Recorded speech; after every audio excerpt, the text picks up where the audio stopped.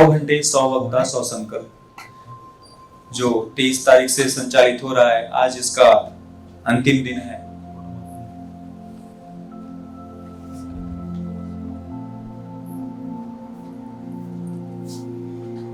मैं मंच पर आमंत्रित करना चाहूंगा OP Srivastava ji, IAS officer रहे हैं। उनका बहुत बहुत स्वागत। मंच पर आने का कष्ट करें और अपने आसन ग्रहण करें।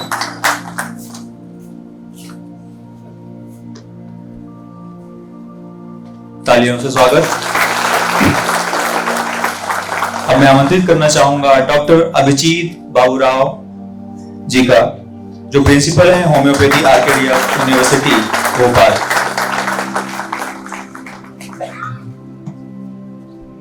सादर अभिनंदन। अब मैं डॉक्टर अमितेश कुमार पॉल जी को आमंत्रित करता हूं मंच पे, कृपया आसन ग्रहण करें।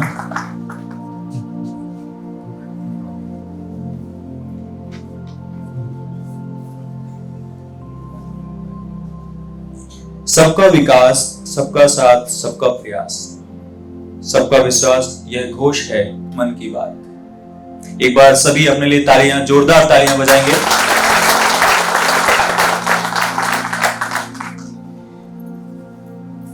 अब मैं आग्रह करूंगा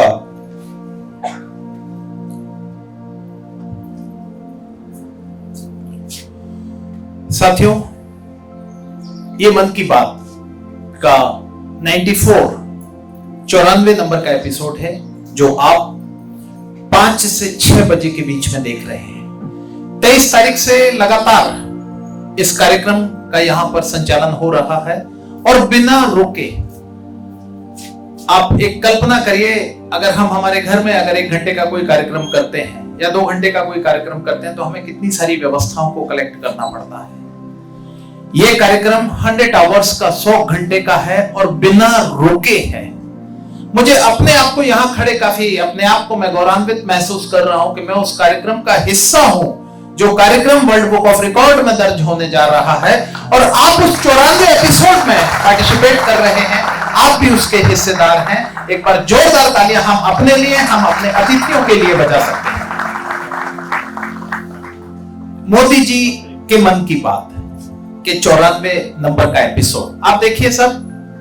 ये कल्पना हमारे डॉक्टर राघवेंद्र शर्मा जी की कि मोदी जी के जो 100 एपिसोड जो पूरे हुए हैं, उन 100 एपिसोड को एक माला के रूप में प्रो करके भोपाल के युवा जितने भी जो अभी एजुकेशन फील्ड में हैं या जो एजुकेशन क्रॉस करके अपने दूसरे व्यवसाय की तरफ अग्रसर हैं, ऐसे सैकड़ों नहीं हजारों युवाओं के सामने उस पूरी श्रृंखला को प्रस्तुत किया गया है। ऐसी ही श्रृंखला जो आप यहां पर मोदी जी के मन की बात के रूप में देख रहे हैं, आज उस कार्यक्रम का समापन भी होगा 10 से 12 बजे के बीच में, और उस समय क्या होगा वो मैं आपको लास्ट में एक बार फिर ब्रीफ कर दूंगा।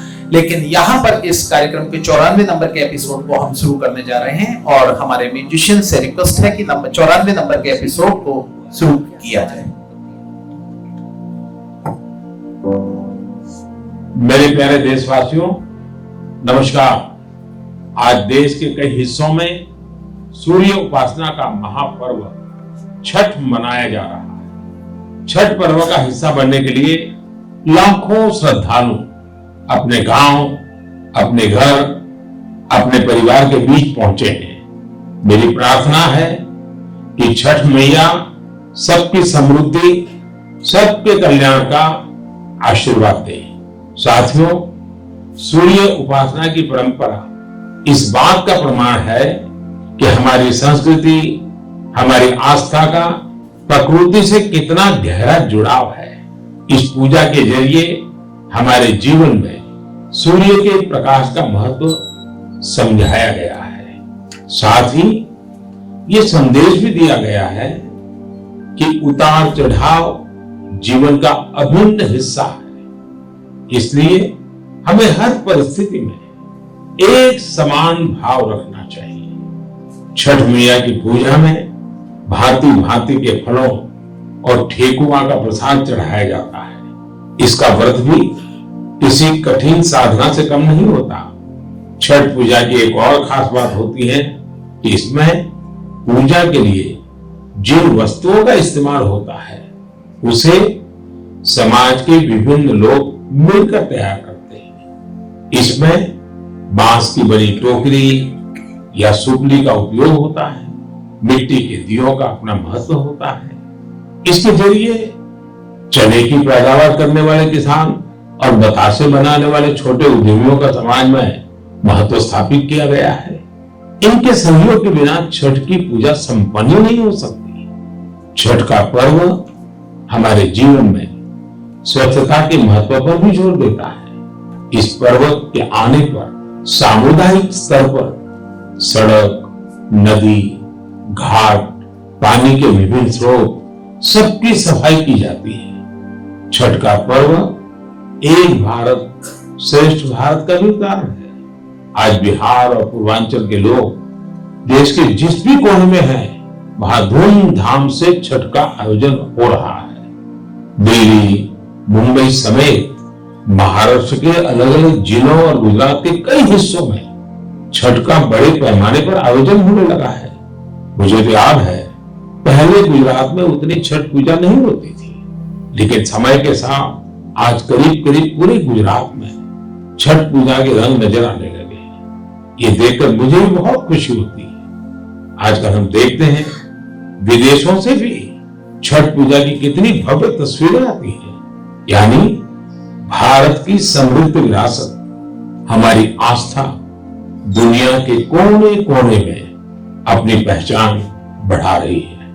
इस महापर्व में शामिल होने वाले हर आस्थावान को मेरी तरफ से बहुत बहुत शुभकामनाएं। मेरे प्यारे देशवासियों, अभी हमने पवित्र छठ पूजा की बात की, भगवान सूर्य की उपासना की बात की, तो क्यों न सूर्य उपासना के साथ साथ आज हम उनके वरदान की भी चर्चा करें। सूर्य देव का ये वरदान है सौर ऊर्जा, सोलर एनर्जी। आज एक ऐसा विषय है जिसमें पूरी दुनिया अपना भविष्य देख रही है, और भारत के लिए तो सूर्यदेव सदियों से उपासना ही नहीं, जीवन पद्धति के भी केंद्र में रह रहे हैं। भारत आज अपने पारंपरिक अनुभवों को आधुनिक विज्ञान से जोड़ रहा है।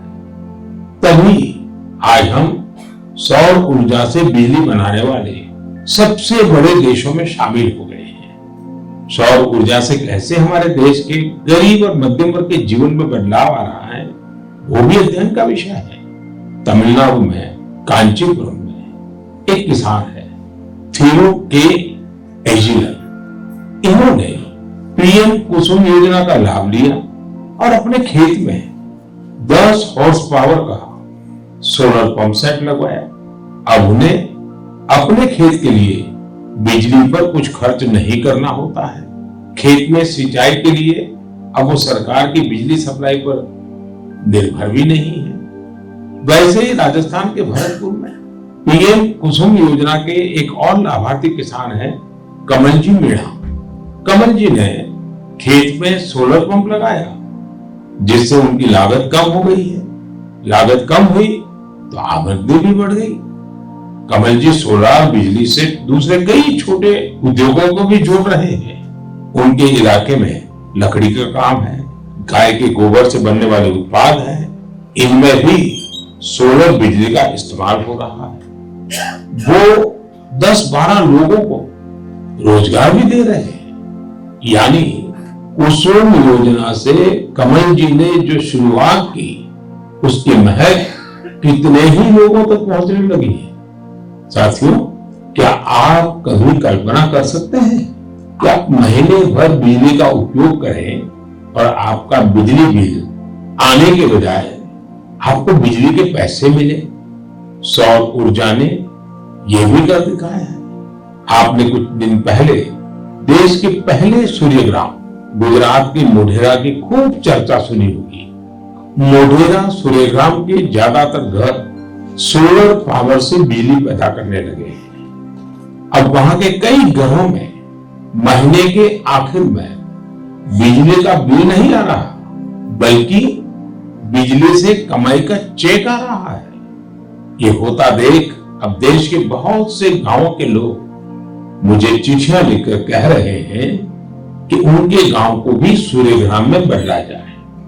यानी वो दिन दूर नहीं जब भारत में सूर्यग्रामों का निर्माण बहुत बड़ा जन आंदोलन बनेगा।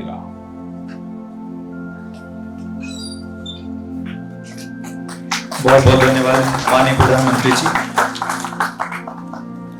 अब मैं बुलाना चाहूंगा मनोज राजपूत और राहुल मीना, अजय सुमेले, वे आकर के हमारे मुख्य अतिथि माननीय ओपी श्रीवास्तव जी का स्वागत करें बैच लगाकर।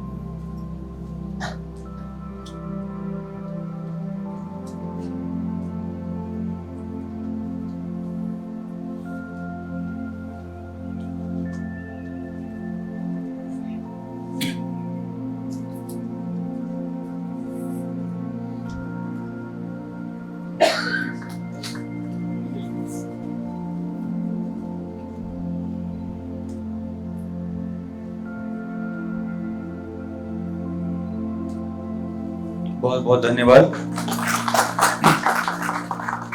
जोरदार तालियां।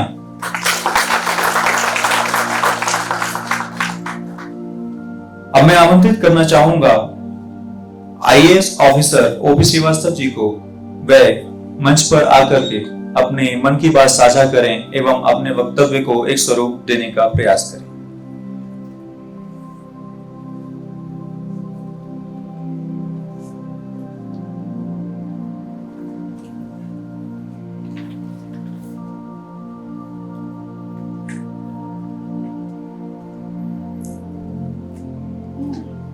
आज के इस कार्यक्रम में उपस्थित आदरणीय राघवेंद्र शर्मा जी, जिनके सोच से और जिनके प्रयासों से ये पूरे कार्यक्रम ने मूर्त रूप लिया है, आरकेडीएफ कॉलेज के प्राचार्य महोदय, और जितना मैं समझ रहा हूँ शायद आप सभी लोग जो स्टूडेंट्स हैं आप यहाँ बैठे हैं। मैं सबसे पहले तो आयोजकों का और विशेषकर राघवेंद्र शर्मा साहब का आभारी हूँ कि उन्होंने मुझे अवसर दिया कि मैं इस मौके पर अपने विचार आपके सामने रखूं।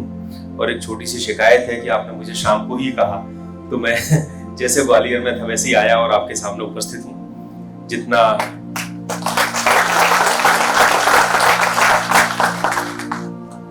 अभी हम लोगों ने माननीय प्रधानमंत्री जी का जो 94 नंबर का एपिसोड है उसको हमने देखा और मुख्य रूप से मैंने इसको पूरा सुना। अभी आपको कुछ संक्षिप्त अंश बताए गए हैं और इसमें मुख्य रूप से सबसे पहले प्रधानमंत्री जी ने छठ पूजा की बात की।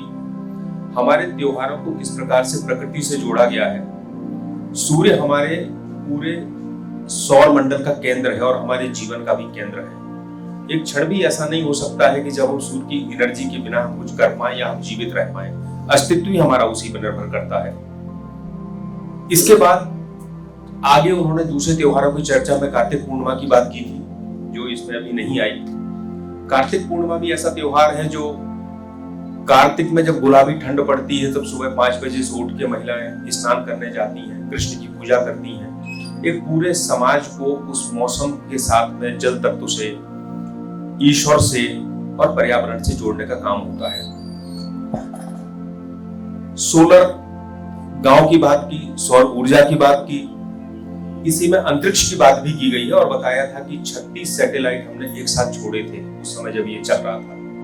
और आज तो हम उससे भी आगे, अभी तो जैसा आपको पता है चंद्रयान सबसे पहले चंद्रमा के दक्षिण ध्रुव पर उतरा है। अंतरिक्ष की बात हुई, युवा शक्ति की बात की और बताया कि किस प्रकार से पूरे भारत में युवा नए नए तरह की इनोवेशन कर रहे हैं। किस प्रकार से 23 IIT ने मिलकर 75 ऐसे आविष्कार किए हैं, जिसमें कुछ पोर्टेबल वेंटिलेटर हैं जो बच्चों के लिए गांव-गांव में उपयोग में आ सकते हैं। कितनी जानें इससे बच सकती हैं, कितने बच्चे इससे ठीक हो सकते हैं। बायो विलेज की बात की, ऐसे गांव जो रासायनिक उर्वरक उपयोग नहीं करते हैं, उन्होंने अपना सिस्टम बनाया है, अपना खाद तैयार करते हैं और प्राकृतिक खेती करते हैं या इस तरह की खेती करते हैं कि जो बायो विलेज बनता है वो उसमें किसी प्रकार का कोई केमिकल उपयोग में नहीं आता है। ये बात की किस प्रकार से कुछ गांव में टेरिकोटा के कप बनाए जा रहे हैं, मिट्टी से कप बनाए जा रहे हैं और उनको निर्यात किया जाता है। वो भी बड़े पर्यावरण के फ्रेंडली है। खेल की बात की, राष्ट्रीय एकता की बात की, ये सारी चीजें इसमें थी। पर इस पूरे एपिसोड का जो मूल मुद्दा था वो था पर्यावरण। इस बहाने हम लोग थोड़ा सोचें कि कैसा परिदृश्य था और कैसे बदला है। मैं 1980 में हाई स्कूल में पढ़ा करता था और इसी के संबंध में एक उद्बोधन देना था, जैसे बच्चों की प्रतियोगिताएं होती हैं। तो मुझे याद है मैंने उस समय कहा था कि 2011 तक पूरे संसार से बायोफ्यूल्स खत्म हो जाएंगे। उस समय ये लिखा जाता था किताबों में और सोचते थे फिर क्या होगा। लेकिन उसी प्रकृति का उपयोग करके 2011 भी निकल गया, 21 भी निकल गया। इतने तरीके की चीजें आ गई, ये प्रकृति की कृपा है कि हमने नए रास्ते खोज लिए।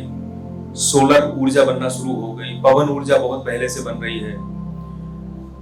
और सोलर में तो ये स्थिति है कि हम विश्व में सबसे आगे हैं। हमने जो लक्ष्य तय किए थे उससे भी कहीं आगे भारत चल रहा है।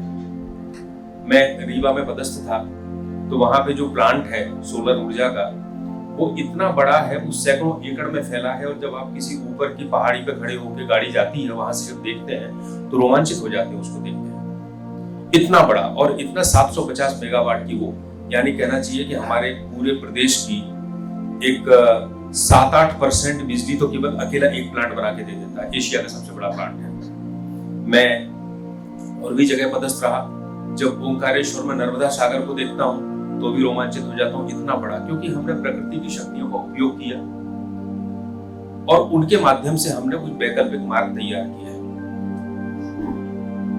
आप देखते हैं कि पर्यावरण में केवल इतना नहीं किया, पर्यावरण में केवल इतना नहीं है बल्कि जीव जंतु भी शामिल हैं।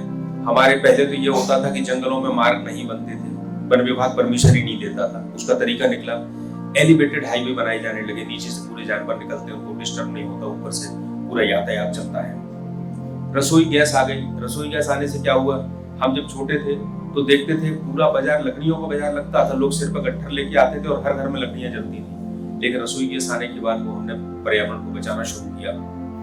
बहुत सी तकनीकें सामने आई।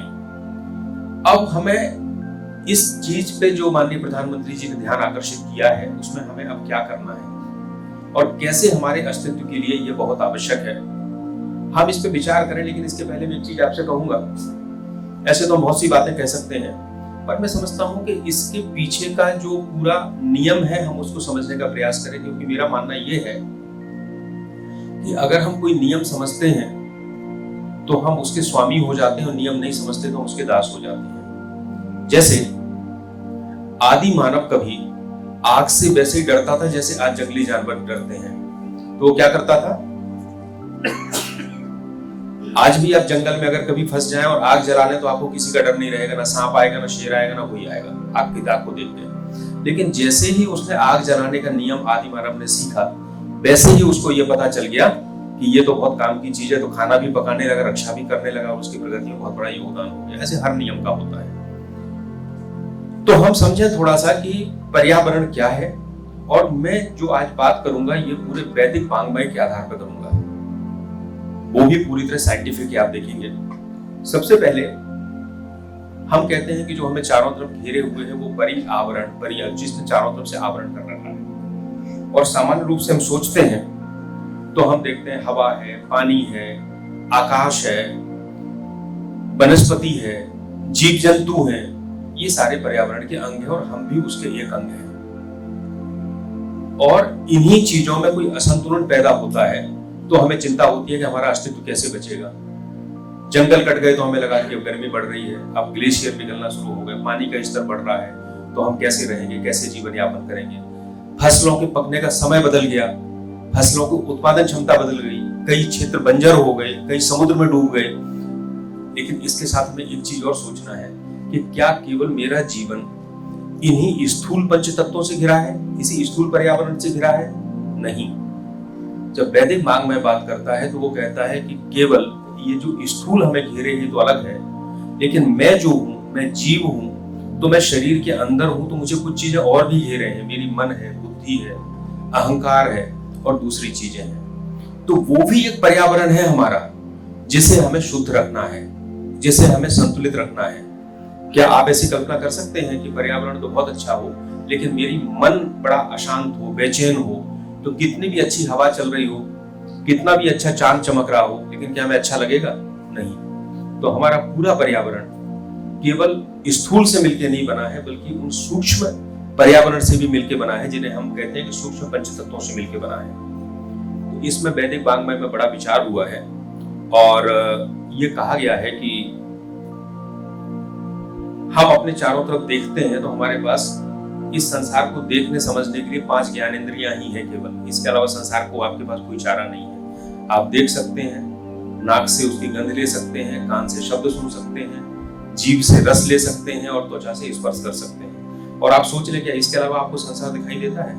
नहीं। चमगादड़ का संसार अलग होगा, क्योंकि उसके देखने के लिए इंद्रिय उसके बिल्कुल अलग है। तो जो ये 5 इंद्रियां हैं, हम ये कहते हैं कि इंद्रियों में जो संवेदना आ रही है वो जहां से निकली है उनको हम लोग पंचमहाभूत कहते हैं। तो ये पंचमहाभूत इस तरह से होते हैं कि शब्द कहां से आ रहा है उसको हम आकाश कहते हैं, स्वाद कहां से आ रहा है उसको हम जल कहते हैं, रूप कहां से आ रहा है उसको हम अग्नि कहते हैं, गंध कहां से आ रही है उसको हम पृथ्वी कहते हैं। इस तरह से जो ये पंच महाभूत है, और हमारा जो वैदिक वाङ्मय कहता है वो कहता है कि सबसे पहले ये पंच महाभूतों का जन्म हुआ और इनके 2 रूप हैं, एक स्थूल है और एक सूक्ष्म है। स्थूल से तो ये हवा, पानी सब चीजें बनी, हमारा शरीर बना, लेकिन सूक्ष्म पंच महाभूतों से मन, बुद्धि और अहंकार बने। तो मैं केवल आपको इतनी बात इसलिए कह रहा था, ये बताने का मेरा उद्देश्य केवल इतना था कि हमारा पर्यावरण केवल सामने तक सीमित नहीं है जितना दिखाई दे रहा है। ये एक स्तर है, लेकिन जब हम सामान्य लोगों से बात करते हैं तो हमें उसी स्तर पर बात करना पड़ती है, लेकिन जब हम विचार करते हैं या विचार रखते हैं तो हमें दूसरे स्तर पर भी जाके बात करना पड़ती है। और हमारे इसीलिए हमारी संस्कृति में और हमारे धर्म में ये बात कही गई कि मेरा शरीर है, ये भी प्रकृति का हिस्सा है। तो ये शरीर प्रकृति का दोहन करने के लिए नहीं है, शोषण करने के लिए नहीं है, क्योंकि मेरा शरीर स्थूल पंचतत्वों से भी बना है और सूक्ष्म पंचतत्वों से भी बना है, और वही स्थूल और सूक्ष्म पंचतत्वों से ही सारी प्रकृति बनी है। तो अगर मैं उसका हिस्सा हूं, तो मैं अगर उसको किसी सीमा तक नष्ट करता हूं तो उस सीमा तक मैं खुद भी नष्ट होता हूं, और किसी सीमा तक मैं अपने पंचतत्वों को, आंतरिक और बाह्य को ठीक करता हूं, तो हमारी प्रकृति में भी उतना ही बड़ा हम योगदान देते हैं। दोनों को हमें सामंजस्य में रखना है। हमारे इसीलिए हमारे जो सनातन संस्कृति है ये मुख्य रूप से प्रकृति से ही शुरू होती है। आप वेद देखेंगे तो वेदों में प्राकृतिक शक्तियों की ही पूजा है, वो वरुण हो, इंद्र हो, अग्नि हो, सोम हो या जो भी हो। और इसके पीछे हमारी आलोचना भी इसीलिए हुई कि ये कहा गया कि तो प्रकृति पूजक हैं, पेड़ों को पूजते हैं, पत्थरों को पूजते हैं, लेकिन उसके पीछे जो सोच है, जो विचार है कि अगर ब्रह्म कण कण में व्याप्त है तो वो पत्थर में भी है, वो पेड़ में भी है, और वो भी हमारे जैसा है, उसके साथ भी हमें वैसा ही व्यवहार करना है जैसा हम अपने आप के साथ करना चाहते हैं। असल में जो मुख्य रूप से अंतर आया वो ये है कि हमारी जो संस्कृति थी वो ये थी कि हमें दोहन नहीं करना है, शोषण नहीं करना है, हमें इसका उपयोग करना है, उपभोग नहीं करना है। और ये धारणा थी कि हम इसका उपयोग करेंगे तो ये भी वो भी हमारे से मदद लेगी, प्रकृति भी को भी हम मदद करेंगे और प्रकृति से भी हम मदद लेंगे। आप देखें कि हमारे कोई मंत्र शुरू होते हैं, कोई पूजा शुरू होती है, तो उसमें हम लोग अंतरिक्ष शांति, पृथ्वी शांति, रापा शांति, औषधिया शांति, सबकी प्रार्थना करते हैं, चाहे वो पृथ्वी हो, जल हो, औषधि हो, किसी भी चीज की हो, यानी हम सबसे जुड़े हुए हैं, सबको प्रणाम करते हैं कि आप हमारी मदद करो, हम आपकी मदद करेंगे। आप अगर वैदिक कथाएं कभी देखें तो आप देखेंगे एक कथा आती है कि विश्वामित्र एक बार राजा सुदास के यहाँ यज्ञ करके जा रहे थे, तो रास्ते में 2 नदियां थी, बिपाशा और शतद्रु। तो उसमें पानी बह रहा था और पार नहीं हो पा रहे थे। तो उन्होंने बड़ा प्रयास किया, जब नहीं हो पाए तो उन्होंने नदियों से कहा कि हमें मार्ग दो। उन्होंने कहा मार्ग आपको नहीं दे सकते, क्योंकि हम तो इंद्र का हमें आदेश है कि हम बहेंगे तभी ये जो हमारे किनारे रहने वाले लोग हैं ये संपन्न होंगे, ये जीवित रहेंगे। तो उन्होंने कहा कि सिंधु मात्र माम, आप तो मेरी माँ हो। तो वेद में कहा गया है कि नदियों ने जब सुना कि ये मेरे से माँ कह रहा है, तो उन्होंने कहा जैसे एक माँ अपने बच्चे को दूध पिलाने के लिए झुक जाती है, ऐसा ही हम तुम्हारे लिए भी झुक जाएंगे और तुमको रास्ता देंगे, भले हमारा पानी कम हो जाए।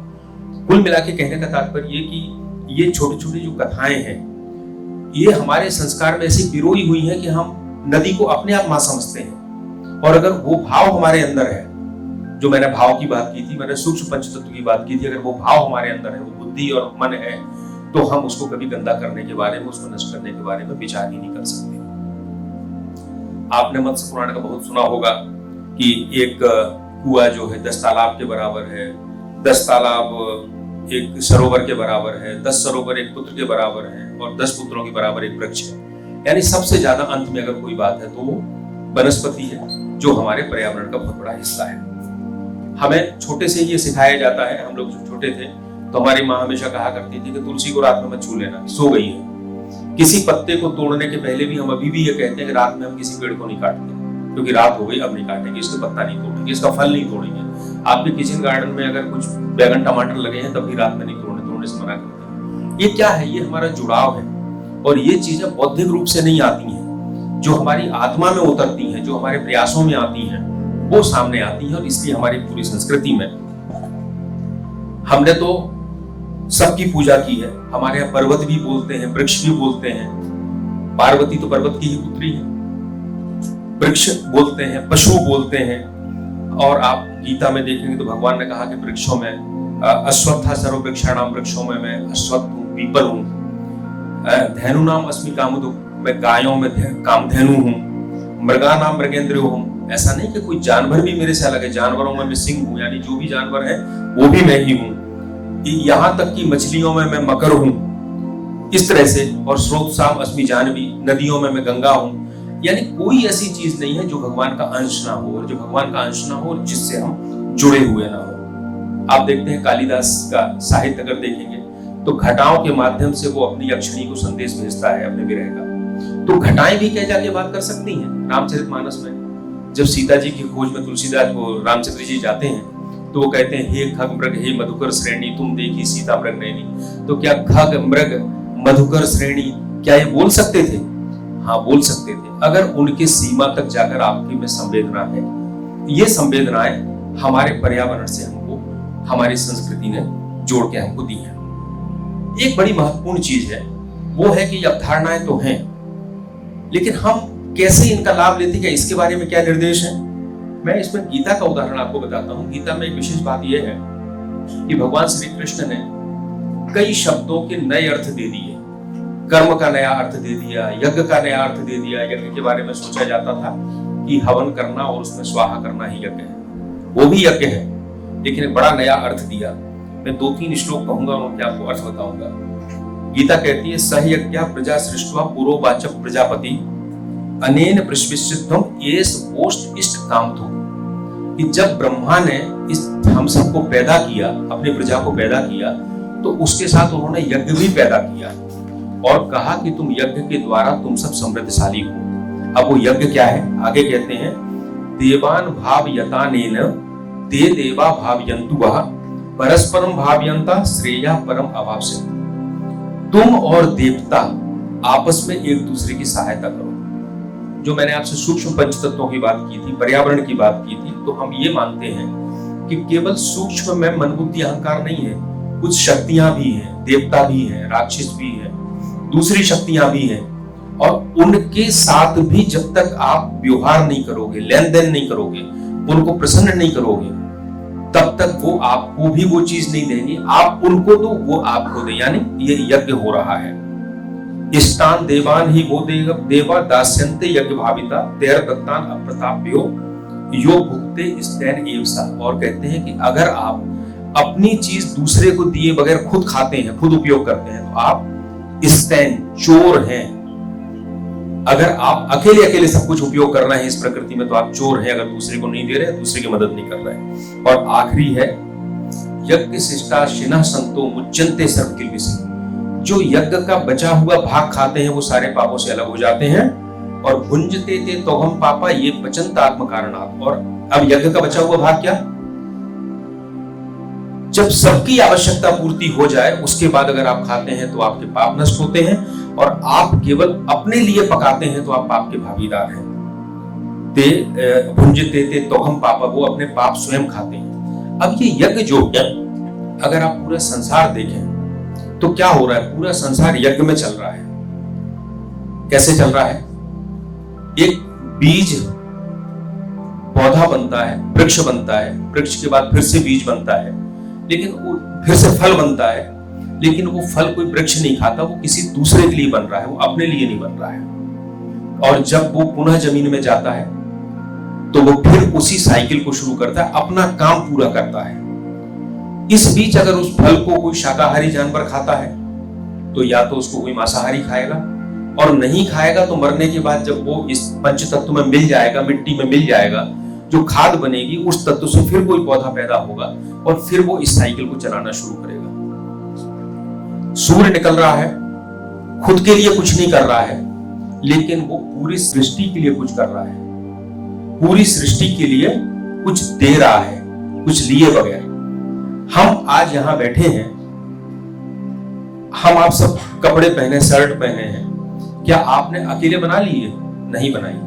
इसमें पूरा समाज शामिल है। किसी ने कपास पैदा किया होगा, किसी ने इसके थ्रेड बनाया होगा, धागा बनाया होगा, किसी ने इसका कपड़ा बनाया होगा, किसी ने सिला होगा, किसी ने इसका ट्रांसपोर्ट किया होगा, तब आपने इसका पहना है। अगर आप अपने पूरे जीवन को देखें तो एक भी चीज ऐसी नहीं है जो इस संसार में आपने अकेले की हो, कुछ भी नहीं, नथिंग। आप खाना खाने से लेके सुबह जगने से लेके रात सोने तक ऐसा कुछ भी नहीं है जो आपने किया।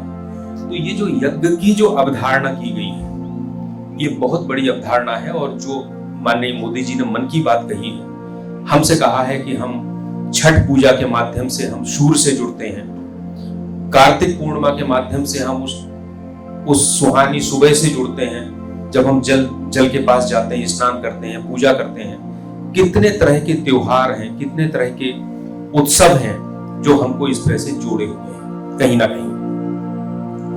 एक और हमारी संस्कृति में महत्वपूर्ण है, वो है, जैसे मैंने आपसे यज्ञ की बात की, तो यज्ञ का ये बिल्कुल एक नया कॉन्सेप्ट है जो गीता में दिया गया है, और कर्म का भी कॉन्सेप्ट दिया गया है। और वो कर्म भी वही है जो लोक कल्याण के लिए होता है, जो अहंकार के बिना होता है और जो फल की आसक्ति के बिना होता है, उसको उन्होंने कर्मयोग की बात की है, वो एक अलग विषय है। लेकिन एक पंच यज्ञ का बहुत महत्वपूर्ण कॉन्सेप्ट हमारे समाज में है, हमारे ग्रंथों में है।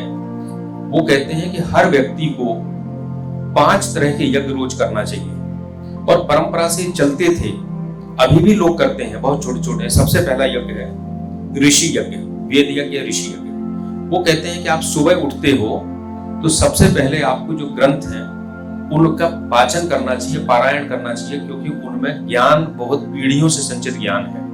अब ग्रंथ का मतलब केवल ये नहीं है कि हम कोई पुराण पढ़ रहे हैं या हम गीता पढ़ रहे हैं या मानस पढ़ रहे हैं, बिल्कुल नहीं। ज्ञान जो है, इस जो पर्यावरण में अगर विज्ञान की प्रगति हुई है तो वैज्ञानिक सिद्धांत भी उसी श्रेणी में आते हैं। अगर हम ये सारा ज्ञान, चाहे वो फिजिक्स का हो, केमिस्ट्री का हो, अध्यात्म का हो, समाज का हो, राजनीति का हो, अगर हम ये ज्ञान नहीं सीखेंगे तो ज्ञान कैसे समाज में प्रसारित होगा?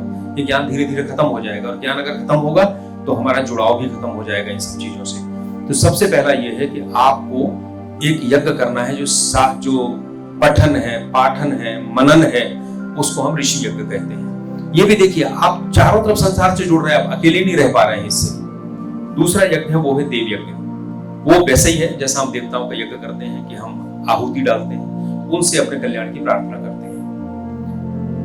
तीसरा है पितृयज्ञ। पितृयज्ञ इसलिए होता है कि जो हमारे पूर्वज रहे हैं, उन्होंने अगर आज हमको ये धरती सौंपी है, वो चाहते तो वो भी इसको नष्ट कर देते, लेकिन उन्होंने कहीं ना कहीं हमको बचा के सौंपी है। तो हमें उनके प्रति कृतज्ञ होना है, जिन्होंने मुझे जीवन दिया है, जिन्होंने मुझे उस संचित ज्ञान दिया है इतनी पीढ़ियों का, और मुझे एक ऐसा पर्यावरण दिया है जिसमें हम जीवित रह सकते हैं।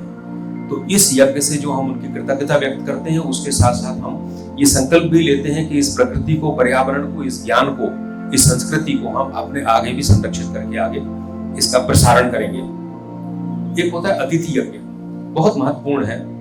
हम एक अनजान व्यक्ति की भी सेवा करते हैं और हमारे पास जो 4 देव माने गए हैं, मातृ देवो भव, पितृ देवो भव, आचार्य देवो भव और अंतिम है अतिथि देवो भव। तो ऐसा कैसे हो सकता है कि अनजान आदमी मेरे घर के सामने आ गया और वो मेरा देवता हो गया?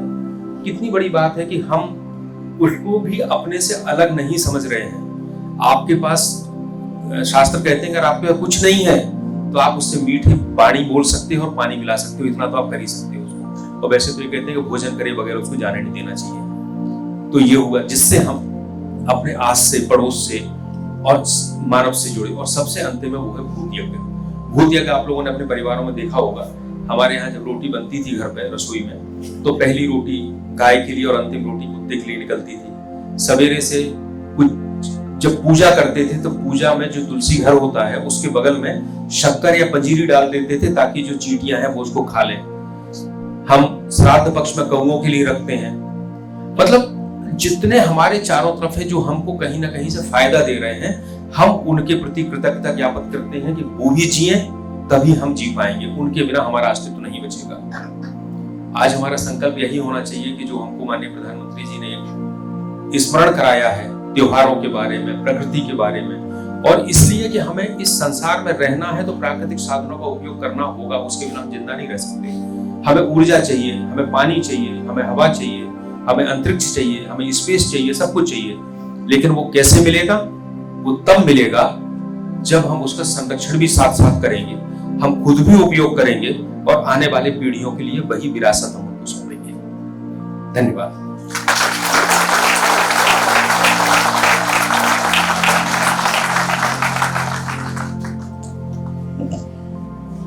बहुत बहुत धन्यवाद सर, इतना सारगर्भित उद्बोधन आपने, इस तरह से एक एक चीज को इतना स्पष्ट करके आपने सर बताया है कि मैं समझता हूँ यहाँ जितने भी लोग बैठे होंगे एक एक के दिलो दिमाग पर वो चीज सब अंकित हो गई होगी, जितना स्पष्ट सर ने हर चीज को किया। एक बार पुनः हाउस से रिक्वेस्ट की जोरदार तालियों से हमारे आईएएस ऑफिसर ओपी श्रीवास्तव साहब का स्वागत करें। अगले गेस्ट को बुलाने के लिए मैं एक बार फिर मैं इनको आमंत्रित करता हूँ।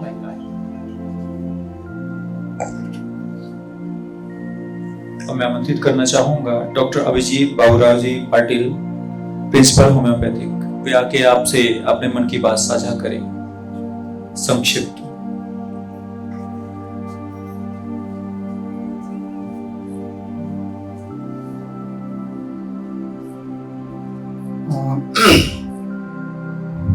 मंचस्थ श्री ओपी श्रीवास्तव जी, आरकेडीएफ विश्वविद्यालय के मेरे सहकर्मी डॉक्टर अमितेश पॉल सर,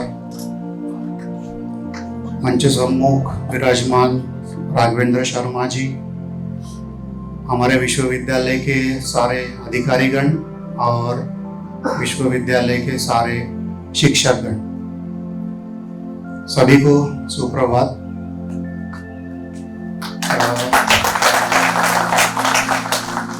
धरा क्षितिज पर उदयमान और रक्त वर्ण अखंड ऊर्जा के स्रोत भगवान सूर्यदेव को नमन करके मैं अपनी बात, अपना पक्ष आप सब लोगों के सामने रख रहा हूं।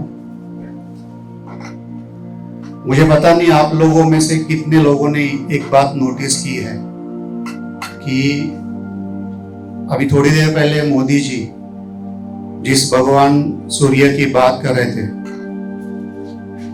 तो हम उस भगवान सूर्यदेव के आगमन के समय यहाँ पे सम्मिलित हुए हैं। तो ये बहुत बड़ा अद्भुत संयोग है।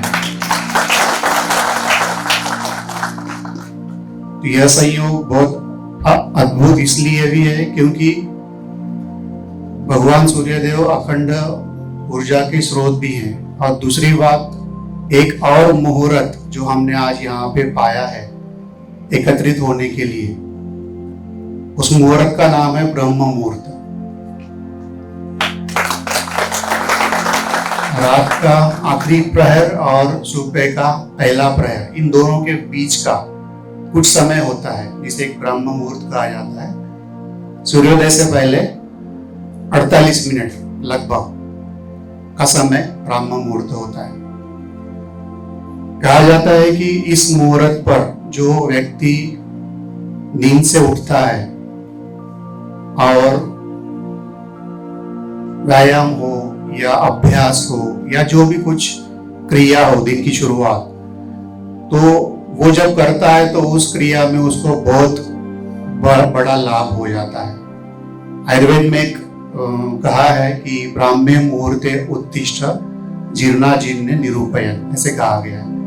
तो ये जो मुहूर्त है उसमें उठने के बाद बहुत सारे लाभ होते हैं। उसमें एक लाभ होता है कि बुद्धि हमारी जो होती है या हमारा ब्रेन इस पीरियड में सबसे ज्यादा एक्टिव होता है, और इस समय हम जो भी काम करते हैं, समझो हम पढ़ाई कर रहे हैं, तो उस टाइम हमारी ग्रहण शक्ति, बुद्धि की ग्रहण शक्ति या ग्रास्पिंग पावर सबसे तेज होती है। इसलिए कहा जाता है कि सुबह उठ के पढ़ाई करो। तो मुझे ऐसा लगता है कि आज मोदी जी ने हमें कुछ बातें जो बताई, हम ब्राह्म मुहूर्त में सुन रहे हैं, तो हम इसको कभी भूलेंगे नहीं, क्योंकि ये चीजें भूलने वाली है ही नहीं। कि जो मोदी जी जो मन की बात में जो चीजें बताते हैं वो भूलने वाली चीजें हैं ही नहीं, वो आत्मसात करने की और प्रैक्टिकल इम्प्लीमेंटेशन करने वाली बातें हैं। मुझे ऐसा लगता है कि मोदी जी ने इस कार्यक्रम को मन की बात, ये जो टाइटल शीर्षक दिया है, ये बहुत सोच समझ कर दिया है। क्योंकि मन की बात जो मन से बात निकलती है और जो सामने वाले के मन में जाकर भिड़ती है, वो बात एक प्रोडक्टिव अप्रोच लेके आती है बाहर, और उसका फल बहुत अच्छा होता है।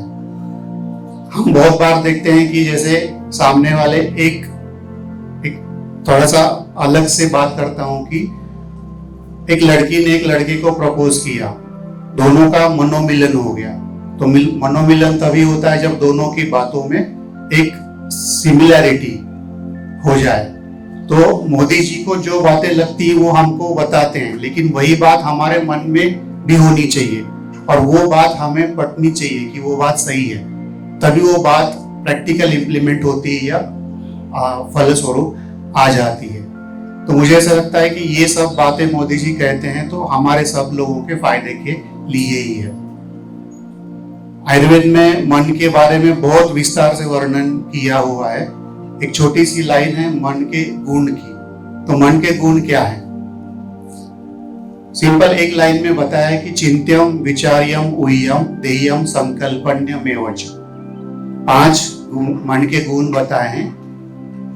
चिंत्यम, चिंतन मतलब चिंतन करना।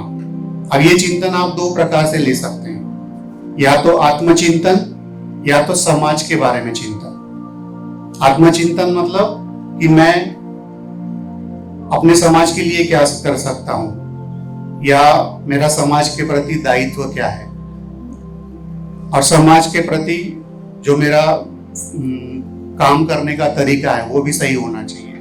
विचार्यम, वो विचार मेरा सामने आना चाहिए, इंप्लीमेंट होना चाहिए।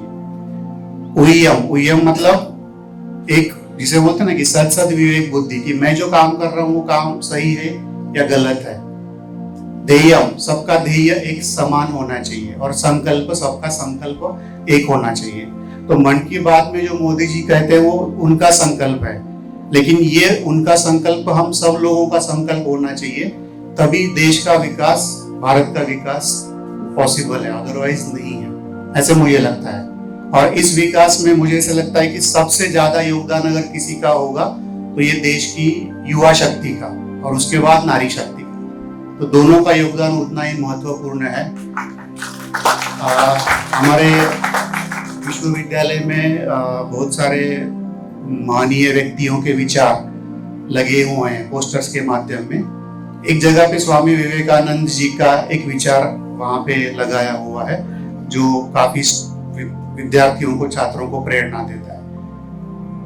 युवा की व्याख्या जब स्वामी विवेकानंद करते हैं तो उन्होंने बोला है कि जिसके हाथ में शक्ति, पैर में गति, हृदय में ऊर्जा और आंखों में सपने होते हैं, वो युवा होता है। तो मोदी जी ने एक सपना देखा है कि भारत को विश्व गुरु बनाना है, लेकिन वो उनके अकेले का सपना होकर नहीं चलेगा। वो सपना हम सब लोगों का होना चाहिए, उसमें हम सब लोगों का योगदान होना चाहिए। एक फॉर्मेटिव कंट्रीब्यूशन और एक समेटिव कंट्रीब्यूशन, ऐसे दो प्रकार के कंट्रीब्यूशन होते हैं। मोदी जी का फॉर्मेटिव कंट्रीब्यूशन है, लेकिन वो कंट्रीब्यूशन जब समेटिव कंट्रीब्यूशन बनेगा, हम सब लोगों का एक कलेक्टिव कंट्रीब्यूशन बनेगा, तभी हमारे भारत का विकास तय है, अदरवाइज फिर नहीं है। तो विश्व गुरु बनने का हमारा सपना इसी तरह से चलता है। तो मुझे ऐसे लगता है कि इन सब बातों में हमें जितना योगदान हमारी तरफ से दे सके उतना हम हमारी तरफ से दे दें। और सबसे बड़ी बात है कि आज हमने बहुत सारे क्षेत्रों में प्रगति की है, जैसे स्पेस रिसर्च है, स्पोर्ट्स है, सोलर एनर्जी वगैरह जिसकी बात मोदी जी कर रहे थे। लेकिन एक आयुर्वेद का छात्र या आयुर्वेद का एक क्या बोलते हैं उसको, एक फॉलो करने वाला अनुयायी कह के एक मुझे बड़ी गर्व होता है, मुझे बड़ा गर्व होता है कि मोदी जी ने पिछले 2 टर्म मतलब 10 साल, लगभग 10 सालों में आयुर्वेद और हेल्थ केयर सिस्टम के लिए क्या क्या किया है। तो अगर मैं इस मंच पर आप लोगों से साझा नहीं करूंगा तो मुझे लगता है कि मोदी जी के प्रयत्नों के प्रति वो अन्याय होगा। 2014 में जब पहली बार मोदी जी पंतप्रधान बने तो उन्होंने आयुष मिनिस्ट्री बनाई, जिसको स्टेट मिनिस्ट्री का दर्जा दिया था। उससे पहले आयुर्वेद का एजुकेशन और बाकी अलाइड मेडिकल आयुर्वेद का एजुकेशन आता था मेडिकल एजुकेशन डिपार्टमेंट के अंडर, लेकिन उन्होंने पहले बार आयुष मिनिस्ट्री को एक अलग दर्जा दिया कैबिनेट मिनिस्ट्री का। लगभग 300 करोड़ उसका एक बजट था। अगले 5 साल में वही बजट लगभग 950 करोड़ तक चला गया 2019 के टर्म में। तो ये बहुत बड़ी उपलब्धि है आयुर्वेद के लिए। और एक अलग मिनिस्ट्री, स्टेट मिनिस्ट्री के अलावा एक सेंट्रल मिनिस्ट्री भी दे दी और 2 मिनिस्टर आज आयुर्वेद और अलाइड जैसे आयुष मिनिस्ट्री के लिए काम कर रहे हैं। बहुत सारी चीजें पॉजिटिव हुई है आयुर्वेद और होम्योपैथी और योगा के उन्नति के लिए, उत्थान के लिए। तो मुझे ऐसे लगता है कि ये सब सारी चीजें हमें सब लोगों को फायदा करने वाली हैं, तो इन सब चीजों का हमें फायदा लेना चाहिए। तो इसी बात के साथ मैं अपनी वाणी को विराम देता हूँ और आयोजकों ने मुझे इस मंच पर बोलने का अवसर दिया, इसलिए सभी को धन्यवाद। मन की बात के 100 एपिसोड पूरे हो चुके हैं, तो ये अभियान आगे भी चलता रहेगा। मुझे बिल्कुल इसमें कोई संदेह नहीं है, 100 नहीं 1000 एपिसोड भी मन की बात पूरा करेगा, ये मुझे बिल्कुल संदेह है। तो धन्यवाद सभी को, फिर से सुप्रभात।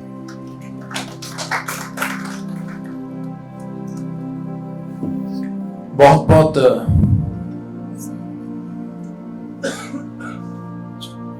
बहुत धन्यवाद सर। शायद आप साउथ से हैं,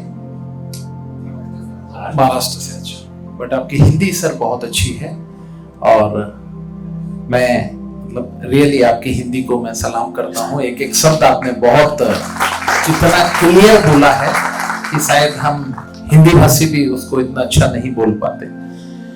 हमारे बीच में इस प्रोग्राम के रचयिता, डिजाइनर हमारे बीच में है राघवेंद्र शर्मा जी। मैं उन्हें मंच पर आमंत्रित करता हूं, वे आए और आज का जो संकल्प है वो संकल्प कराने से पहले स्मृति चिन्ह के रूप में हम जो बुक है मोदी जी के मन की बात की, वो मैं पहले दिलाना चाहूंगा और उसके बाद फिर मैं राघवेंद्र जी को आमंत्रित करूंगा।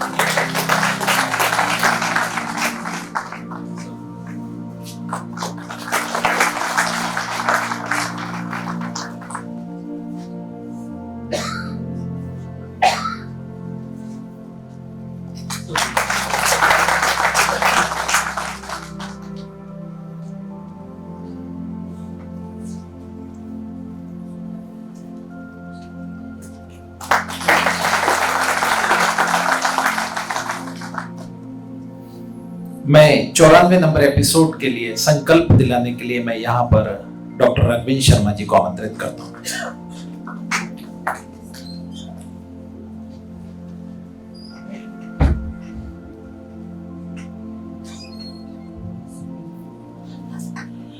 किसी भी विचार का मन में आना और फिर उस विचार को मन में आने के बाद उसको फलीभूत संपन्न करना, इसके बीच की जो यात्रा होती है वही वास्तव में, और सबसे बड़ी बात उस यात्रा में जो सहयोगी होते जाते हैं और वो सहयात्री जो बनते जाते हैं, वैसे यात्री धीमे धीमे उसके परिवार के रूप में, उसके स्वजन के रूप में जुड़ते हैं।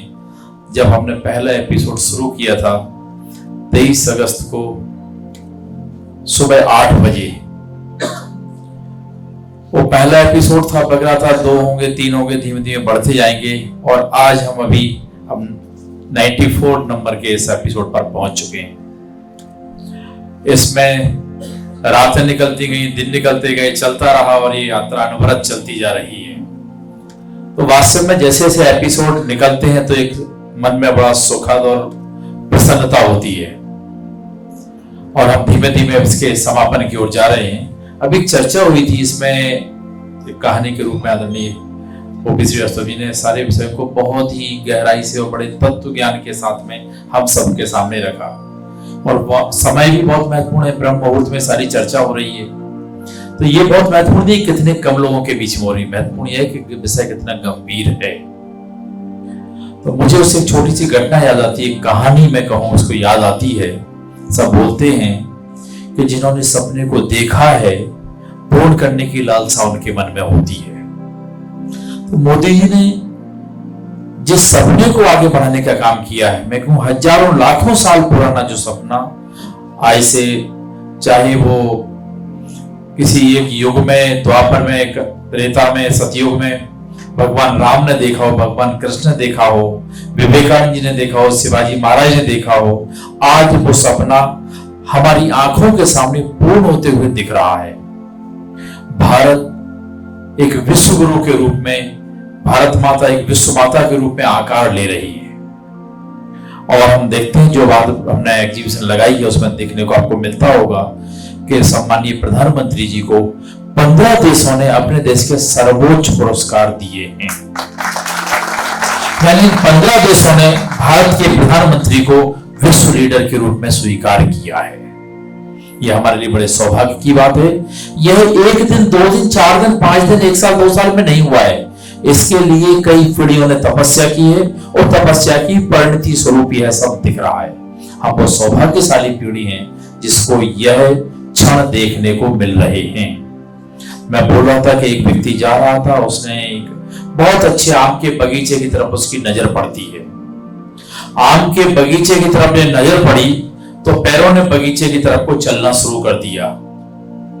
पैर जब बगीचे की तरफ चल रहे थे तो मुंह ने बड़ा, जिह्वा ने स्वाद लेना शुरू किया। बड़े सुंदर स्वादिष्ट फल लगे हुए हैं, फल अगर खाएंगे तो बड़ा अच्छा लगे, ऐसे मन में बहुत सारे विचार होने लगे। अंत में हाथ ने फल को तोड़ा, मुंह ने फल से को खाया, जिह्वा ने स्वाद लिया और फल पेट के अंदर पहुंचा।